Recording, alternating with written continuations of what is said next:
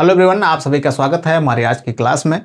तो पिछली वीडियो में हमने अकबर की धार्मिक नीति की बात की थी, खास करके दीन-ए-इलाही और उसकी विशेषताएं और उसमें संबंधित जो घटनाएं हैं उसका उद्देश्य, यह सब हमने देख लिया था। तो अकबर की धार्मिक नीति अब पूरी हो चुकी है। जो बचा है यह अकबर के जन कल्याण के कार्य हैं। फिर उसके बाद अकबर एक बड़ा चैप्टर है, इसमें अभी अकबर के विषय में उसका स्थापत्य कला, संगीत के विषय में उसकी रुचि और उस समय में जो विकास है, और फारसी पुस्तकों का जो संस्कृत की पुस्तकें हैं जैसे रामायण और महाभारत, फिर अन्य जो पुस्तकें हैं उनका जो फारसी में अनुवाद है यह अकबर के समय में हुआ, जो बहुत महत्वपूर्ण है। इसको हम आगे देखेंगे। फिर मनसबदारी व्यवस्था, ये सब घटनाएं अकबर के विषय में रह जाती हैं। तो आज हम जन कल्याण के अकबर के कार्य देख रहे हैं, जिसकी वजह से अकबर के ऊपर या अकबर को अबुल फजल एक महान शासक के रूप में प्रदर्शित करता है। इन्हीं घटनाओं से, इसी जन कल्याण के कार्यों से बाद में भी आज भी अकबर काफ़ी अपने अन्य मुग़ल बादशाहों से अलग हो जाता है। और उस समय भी अबुल फजल भी कुछ इसी तरह का दिखाता है अकबर को कि अकबर जैसा बादशाह ही ऐसा कर सकता है। ऐसे कार्य मानवता और समाज के विषय में मुग़ल सम्राट अकबर ही कर सकता था। और यही वजह है कि अकबर को काफ़ी महान शासक माना जाता है और समय में और आज भी। तो हम देखते हैं उसके जन कल्याण के कार्य क्या थे। तो सबसे पहले 1562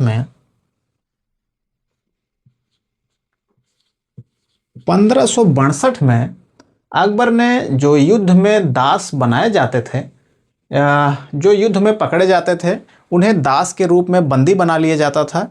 ऐसा पहले होता आया था, लेकिन अकबर ने 1562 में यह आदेश दिया कि अब युद्ध में जो भी पकड़े जाएंगे बंदी, उनको दास नहीं बनाया जाएगा, यानी कि उनको जबरन गुलाम बना करके कारखाने या दूसरे कार्यों में नहीं लगाया जाएगा, जैसा कि इससे पहले सल्तनत काल में भी बड़े पैमाने पर होता आया था। आप जानते ही होंगे कि फिरोज तुगलक दासों का कितना बड़ा शौकीन था, और युद्ध में बनाए गए बंदी जो थे वही दासों के रूप में फिरोज के शासनकाल में शिल्प और दूसरे कार्यों में लगे हुए थे। और उसके शासनकाल में तो 1,80,000 दासों का उल्लेख मिलता है। तो अकबर ने 1562 में यह कह दिया कि अब दासों को, जो युद्धबंदी हैं, उन्हें दास नहीं बनाया जाएगा। तो 1562 में यह कहा कि युद्धबंदियों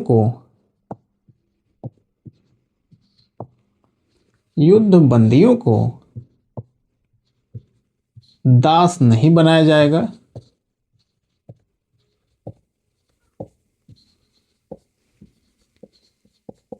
यह आदेश 1562 में अकबर ने जारी किया। और फिर 1563 में, इसके एक साल बाद ही अकबर ने फिर एक और काफ़ी सराहनीय कार्य किया कि जो तीर्थ यात्रा कर इसके पहले लगता था, यानी जो भी हिंदू तीर्थ स्थलों पर तीर्थ यात्रा करने जाते थे उस समय उन पर एक कर लगता था जो तीर्थ यात्रा कर कहा जाता था। लेकिन अकबर ने 1563 में इस तीर्थ यात्रा कर को भी समाप्त कर दिया।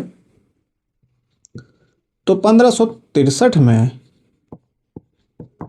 तीर्थ यात्रा कर भी समाप्त कर दिए।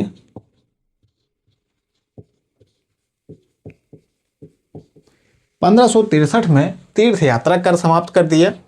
और फिर 1564 के वर्ष में, जो सबसे चर्चित भी है, और यह कर जो है सल्तनत काल में और मुग़ल काल में भी हिंदुओं पर जबरन थोपा गया एक अमानवीय अत्याचार के रूप में कर जाना जाता है, जिसकी बहुत चर्चा है, जो मोहम्मद बिन कासिम ने शुरू किया सिंध प्रदेश में, फिर भारत में भी तब से चलता आया और फिर उसके बाद लगभग उत्तर मुग़ल काल के बादशाहों के समय में भी औरंगजेब के बाद बहादुर शाह प्रथम और फिर दूसरे सुल्तानों ने कुछ समय तक जारी रखा, फिर बंद करवा दिया। तो वह जजिये कर था जो 1564 में अकबर ने जजिये कर भी रोक लगा दी। जजिये की समाप्ति। तो जजिया हिंदुओं पर लगाया गया एक अमानवीय कर था, जिसे कि जो भी हिंदू जजिये कर अदा करता था उसे सैनिक कार्यों से छूट मिलती थी। और जजिये कर से ब्राह्मण, विकलांग, बच्चे और महिलाओं को इससे छूट मिलती थी। बाकी अन्य लोग जजिये कर अदा करते थे। तो 1564 में जजिए को भी समाप्त कर दिया गया। अब अगर आपने पुरानी वीडियो देखी हो तो हमने एक वीडियो में बताया था कि 1560 से 1564 का जो वर्ष है यह अकबर के शासन काल में पर्दा शासन या स्त्री शासन के रूप में जाना जाता था, जिस समय अकबर की धाय माँ महामनगा और उनके जो रिश्तेदार थे उनका शासन था। तो अब 1562 से 64 तक 60 से 64 का वर्ष अकबर की धाय माँ महामनगा उस समय वकील थे, फिर मुनीम खान भी इस तरह के लोग थे। तो अब अकबर अभी भी पर्दे के पीछे था ऐसा बताया गया, लेकिन फिर भी अकबर ने तीर्थ यात्रा कर और दास बनाने पर रोक और जजिए की समाप्ति करवा दी। और जबकि बताते हैं उस समय अकबर बड़े फैसले खुद भी नहीं ले पाता था और अकबर की धाय माँ ही उस समय प्रमुख थे, लेकिन फिर भी अकबर ने ऐसे जन कल्याण के कार्य और साथ में इतने बड़े फैसले लिए। तो यह कहना मुश्किल है कि यह फैसले अकबर के थे या फिर अकबर की धाय माँ महामनगा के, लेकिन जो भी हो परीक्षा की दृष्टि से ये ज़रूरी है कि घटनाएं ऐसे ही घटी। लेकिन जो 1564 में जजिए की समाप्ति का मामला है इसमें कई विवाद हैं। तो सबसे पहले इसमें देखें जजिए के मामले में अब 1564 में जजिया हटाया गया, इसका स्रोत जो है जो पहला इस विषय में बात करता है यह अबुल फजल है और अबुल फजल ही बताता है कि जजिया 1564 में हटाया गया था। अबुल फजल का जो आईने अकबरी है यह बताता है कि जजिया 1564 में हटाया गया, लेकिन अब एक दूसरा स्रोत है अब्दुल कादिर बदायूनी का, और बदायूनी तो कहता है कि जजिया 1579 में हटाया गया। तो अब इसमें किसकी बात माने, लेकिन घटनाएं दोनों जानते रहे कि 1564 में अकबर ने जजिया जब पहली बार हटाया तो फिर 1575 में रूढ़िवादी उलेमाओं के प्रभाव में आकर के अकबर को जजिया पुनः लगाना पड़ा। तो 1575 में जजिया पुनः लगाया गया। अब इसमें देखें 64 में पहली बार जजिए को ख़त्म किया गया था, फिर 75 में पुनः इसको लगा दिया गया। और जो 75 में लगाया गया बताते हैं कि रूढ़िवादी उलेमाओं के जब बहुत दबाव पड़ने लगा अकबर के ऊपर तो अकबर ने मजबूरन इसे पुनः लगाया। और फिर आखिरकार उसके 4 सालों बाद 1579 में अंतिम रूप से अकबर के शासनकाल में जजिया हटाया गया। तो यह 1579 में हुआ और 1579 में ही हमने बताया कि यह महजर की घोषणा का वर्ष है, जिस वर्ष अकबर सभी उलेमाओं से और धार्मिक मामलों में खुद को सबसे ऊपर कर लेता है। और इबादत खाने की चर्चाओं के बाद अब धार्मिक रूप से उसकी भावनाएं काफ़ी मजबूत हो गई थी, वह बहुत सक्षम हो गया था फैसले लेने में। और फिर 1579 में ही महजर जारी करने के बाद उसने जजिए को उसी वर्ष अंतिम रूप से हटा दिया। तो 1579 में जजिया पुनः हटाया गया। और जो 1579 में जजिया हटाने की जो बात है इसका प्रमाण बदायूनी भी यही कहता है कि 1579 में ही पहली बार जजिया हटाया गया। और जबकि अबुल फजल तो बता रहा था कि 64 से ही जजिया हटा था, 75 में पुनः लगाया गया और फिर 79 में आखिरकार हटा दिया गया। तो यह कथन है, इसको भी जानते रहें कि जजिए के विषय में घटनाएं ऐसे ही घटी और तीनों डेट जो हैं कि 64 में पहली बार लगा, 75 में पुनः लगाया गया और 79 में अंतिम रूप से हटाया गया।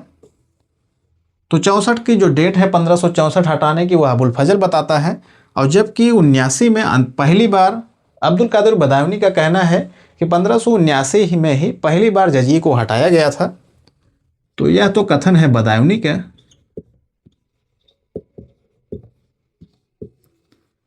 तो बदायूनी कहता है कि 1579 में ही जजिया पहली बार हटाया गया था।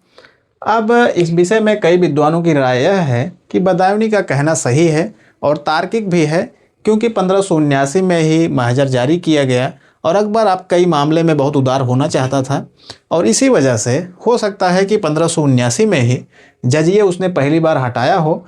और जबकि जो 64 की तिथि है इसके पहले की, हो सकता है कि अबुल फजल जानबूझ करके अकबर को बहुत महान बताने के लिए यह कहना चाहता हो कि बादशाह अकबर अपने बादशाहत के कुछ ही सालों बाद, यानी इतना जल्दी ही, वह कई मामलों में जनता के ऊपर से अत्याचार हटाने के लिए 1564 में जजिया हटा देते हैं। तो यह अबुल फजल की चाल हो सकती है, या फिर मुग़ल बादशाह अकबर को महान दिखाने की उसकी एक लालसा हो सकती है, जिस वजह से वह जजिए की डेट को इतने पीछे ले गया। और बदायूनी के इस कथन में तर्क है कि पहली बार 1579 में ही हटाया गया होगा। तो ये सब घटनाएं अकबर के जन कल्याणकारियों से हैं। और इसके बाद अकबर का और कार्य हैं जो स्त्रियों के विषय में उसकी दशा को सुधारने के लिए अपने शासनकाल में अकबर ने जो प्रयत्न किए उसको भी जानते रहें। तो स्त्रियों के विषय में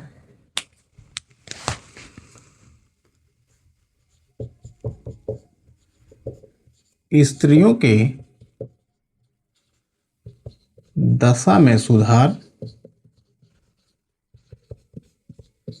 तो स्त्रियों की दशा में सुधार के लिए अकबर ने 2-3 प्रयत्न किए। तो सबसे पहले तो अकबर ने जो स्त्रियों की महिलाओं की जो शादी है उनकी उम्र को लेकर के फैसला किया और उनकी आयु निश्चित की। तो महिलाओं की जो शादी की जो उम्र है वह निश्चित कर दी अकबर ने। तो उस समय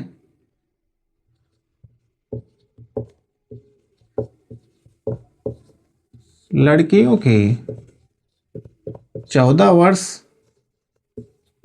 और लड़कों की 16 वर्ष आयु निर्धारित की।